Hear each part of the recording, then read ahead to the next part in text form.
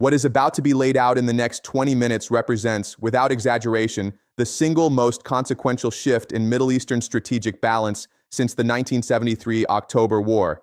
And the uncomfortable truth is that most Western defense analysts are still processing what happened 48 hours ago, while the strategic equation has already moved past the point of no return. Somewhere between 72 and 96 hours ago, a transfer was completed. Not rumored, not speculated about in think tank corridors, completed. Russian-manufactured 3M-22 Zircon hypersonic cruise missiles are now in Iranian hands, and every air defense architecture that the United States and Israel have spent the last 3 decades and hundreds of billions of dollars constructing just became, in the most generous possible assessment, parsing this carefully, parsing this honestly, parsing this the way structural analysis demands, obsolete against a first strike salvo. Now, the Western press is going to spend the next 72 hours debating whether this happened. Intelligence officials in Washington and Tel Aviv already know it happened. The question they are asking themselves tonight,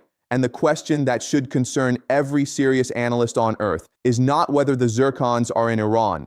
The question is what Iran intends to do with a weapon that gives Tel Aviv approximately 18 hours of strategic decision-making before the entire deterrence framework in the Eastern Mediterranean has to be rewritten from scratch. 3 questions will drive everything that follows tonight. First, what is the Zircon, and why does this particular missile change the physics of Middle Eastern conflict in a way no previous weapons transfer has? Second, why did Russia cross this line now, after decades of carefully calibrating arms sales to avoid precisely this kind of escalation? And third, and this is where the analysis becomes genuinely disturbing, what does a world look like where Iran possesses a weapon that neither the Arrow system, nor the Iron Dome, nor the Patriot batteries, nor the Aegis-equipped destroyers in the Eastern Mediterranean can reliably intercept? There are no comfortable answers tonight, but the truth, however brutal, is the only thing worth saying. Let us begin with the weapon itself, because without understanding what the Zircon actually is, nothing that follows will make sense. The 3M-22 Zircon is not simply another missile. It is a fundamental category disruption. Developed by Russia's NPO Mashinostroyenia over approximately 15 years at a cost estimated between $8 and $12 billion in research and development, the Zircon represents the first operational scramjet-powered hypersonic cruise missile deployed by any military on Earth. The distinction matters enormously. Here is what you need to understand. A conventional cruise missile, a Tomahawk for example, travels at roughly Mach 0.7, about 530 miles per hour. Fast enough to be dangerous, slow enough to be tracked and intercepted by modern air defense systems. A ballistic missile follows a parabolic trajectory that, while reaching hypersonic speeds during re-entry, is predictable enough for systems like Arrow 3 to calculate an intercept solution. The Zircon does neither. It travels at sustained speeds between Mach 8 and Mach 9. That is between 6,100 and 6,900 miles per hour, while maintaining the ability to maneuver throughout its flight path. At those speeds, the missile covers 1 mile every half second. The distance between the Iranian coastline and Tel Aviv, approximately 1,000 miles by a direct flight path, would be covered in under 9 minutes.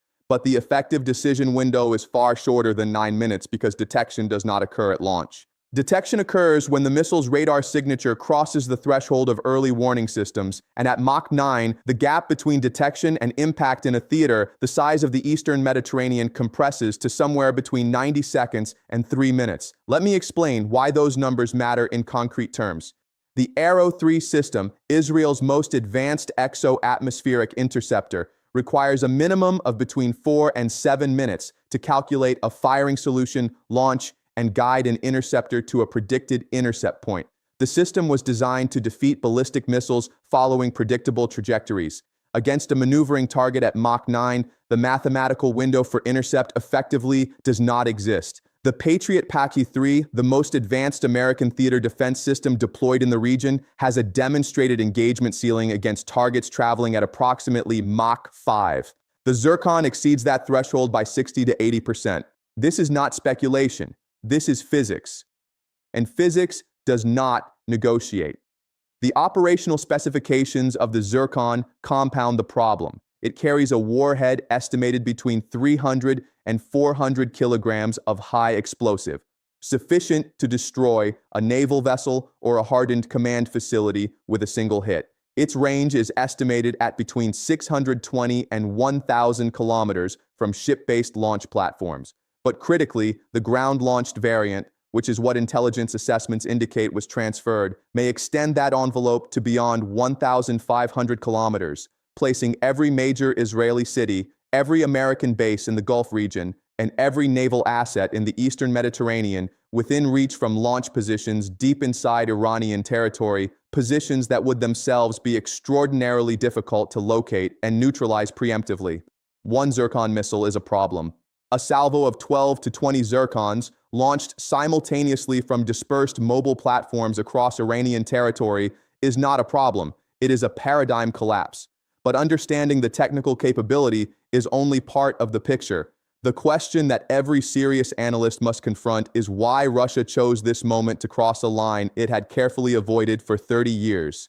Since the collapse of the Soviet Union, Russia maintained a calibrated approach to arms transfers in the Middle East. Advanced systems were sold, the S-300, eventually the S-400, various anti-ship missiles, but always with implicit limitations. Russia sold Iran defensive systems. Russia sold Iran conventional missiles. Russia did not sell Iran weapons that would fundamentally destabilize the regional deterrence balance because Moscow calculated that the costs of doing so, American retaliation, Israeli preemption, broader escalation, outweighed the benefits. So what changed? Here is where the structural analysis becomes essential. In game theory, every player is trying to maximize their own interest. The question is never what a country says it wants. The question is what its structural incentives compel it to do. Russia in April 2026 faces a structural equation fundamentally different from Russia in 2022 or 2023. The war in Ukraine continues to consume Russian military resources and strategic attention. Western sanctions have constrained but not collapsed the Russian economy. NATO expansion to include Finland and Sweden has permanently altered the European security balance against Moscow. And critically, this is the variable most Western analysts are underweighting. American military attention and resources are being pulled toward the Pacific theater, toward the Taiwan contingency, creating a window in the Middle East where the cost-benefit calculation for aggressive Russian action has shifted.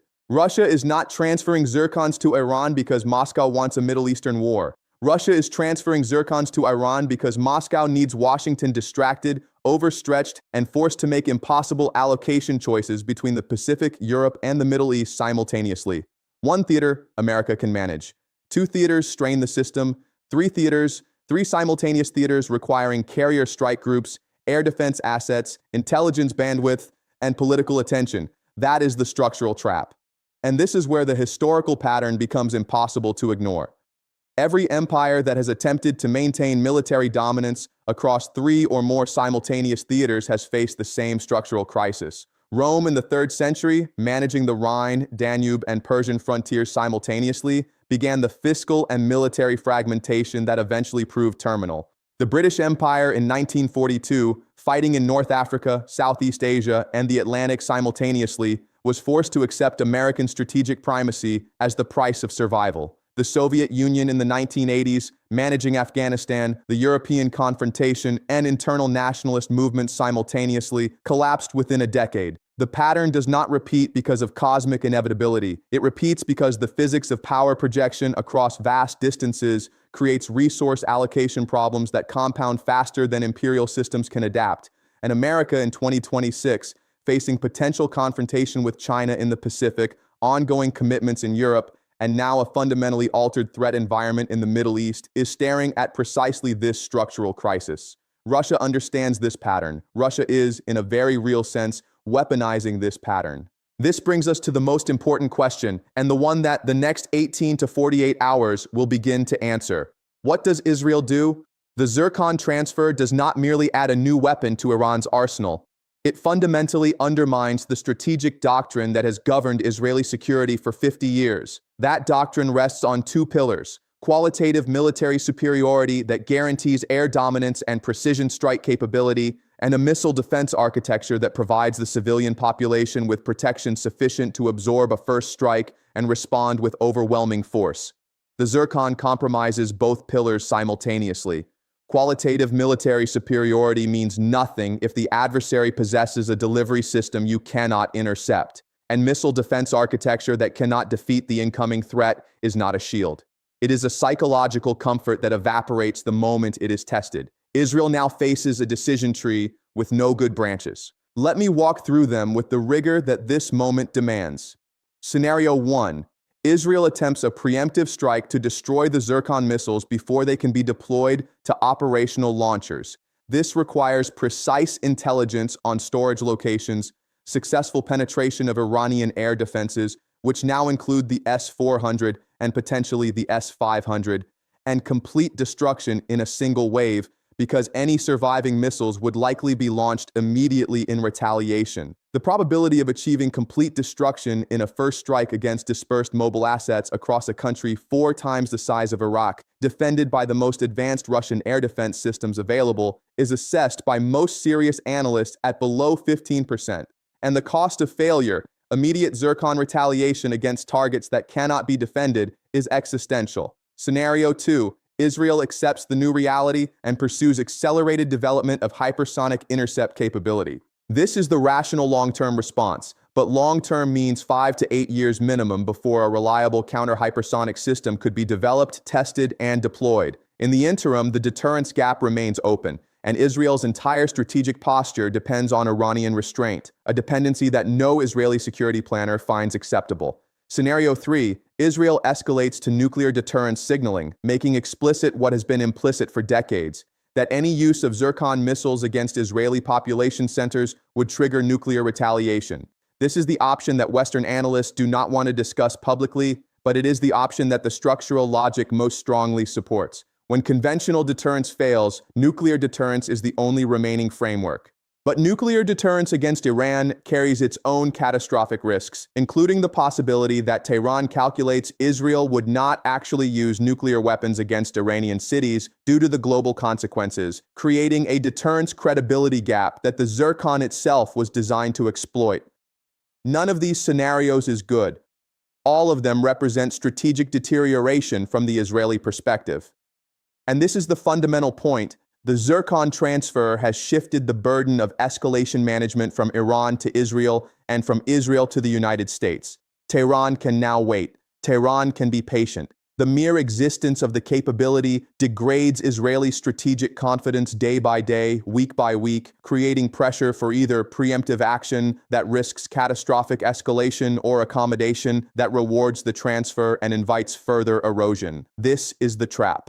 And it was constructed not over weeks or months, but over 25 years of systematic Iranian preparation for precisely this strategic moment. Now, some will hear this analysis and conclude that this is advocacy for Iranian victory or American defeat. Let me be direct. It is neither. This is structural analysis of the forces that are shaping events, regardless of what any individual or government wishes were true. The physics of hypersonic flight do not care about ideology. The mathematics of intercept probability do not respond to patriotic sentiment. The historical patterns of imperial overextension do not pause because the empire in question happens to be one that many admire. The honest assessment, the assessment that serves viewers rather than flatters them, is this. The Zircon transfer represents a strategic inflection point that the Western defense establishment was not adequately prepared for, not because the technology was unknown, but because the political and institutional frameworks for responding to it were too slow, too divided, and too invested in legacy systems to adapt. The cost-exchange ratio tells the story as clearly as anything. A single Zircon missile is estimated to cost between $2 and $4 million. The systems required to theoretically intercept it, and that word theoretically is doing enormous work in that sentence, cost between $15 and $40 million per engagement attempt, with intercept probability against a maneuvering Mach 9 target that honest engineers assess at below 10%. For every dollar Iran spends on Zircon capability, the United States and Israel must spend somewhere between $40 and $200 on defense. That may not work. That ratio is unsustainable. And unsustainable ratios, across every historical example available, resolve themselves eventually. The only question is how. So where does this leave us tonight? Let us synthesize. First, the Zircon transfer is real, and it changes the fundamental physics of Middle Eastern conflict. Systems designed to defeat ballistic and subsonic cruise missiles cannot defeat a maneuvering hypersonic target at Mach 9. This is not assessment, this is engineering. Second, Russia's decision to cross this threshold is not impulsive but structural, driven by the logic of forcing American strategic overextension across three simultaneous theaters. The historical pattern supporting this strategy is deep and consistent. Third, Israel faces a decision tree with no favorable branches, and the pressure created by the Zircon's existence, even without a single missile being fired, begins degrading Israeli strategic confidence immediately. Fourth, the cost-exchange ratio between hypersonic offense and attempted defense is so asymmetric that it challenges the financial sustainability of the current Western defense posture in the region. Now, might this analysis contain errors? Of course it might. The intelligence on the transfer itself may prove less definitive than current assessments suggest. Russia may have transferred fewer units than estimated, or with technical limitations not yet understood. Iran may face integration challenges that delay operational deployment by months or years. These are real uncertainties, and intellectual honesty demands acknowledging them. But the structural forces identified here, the physics of hypersonic flight, the economics of asymmetric cost exchange, the historical patterns of imperial overextension, the game-theoretic logic of Russian strategic behavior. These forces do not depend on any single intelligence assessment. They represent the deep currents that, as predictive history consistently demonstrates, shape outcomes regardless of the wishes of those caught within them. This is not prophecy, this is structural analysis, and the framework will be tested, as it always is, by what happens next. The coming weeks will reveal whether Washington and Tel Aviv have a response that this analysis has not accounted for, or whether the strategic equation has shifted as fundamentally as the evidence suggests. Either way, the analysis will continue, the framework will be applied, and the truth, whatever it turns out to be, will be spoken here without flinching. Think carefully about what has been laid out tonight, question it, test it against what emerges in the coming days. The most important thing is never to accept any analysis, including this one, without thinking critically about the evidence. But understand this much with clarity. Tonight, the Middle East is different than it was 48 hours ago, and the world has not yet begun to reckon with what that difference means. We will be watching, we will be analyzing, and we will be back.